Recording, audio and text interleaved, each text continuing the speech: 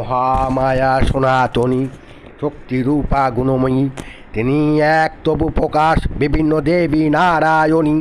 আবার ব্রহ্মা শক্তিরূপা ব্রহ্মাণী, কখনো মৎস্য রূপে প্রকাশমানা, কখনো নির্মলা কুমারী রূপধারিণী, কখনো মহাবজ্র রূপিণী ইন্দ্রি, উগ্র শিবদূতী মুন্ডুমালিনী চামুণ্ডা, তিনি আবার তমময়ী নূতি। এই সর্বপ্রকাশমানা মহাশক্তি পরমা প্রকৃতির আবির্ভাব হবে, তাই সপ্তলোক আনন্দমগ্ন। বাজিল তোমার আলোর বেণী, মাতল যে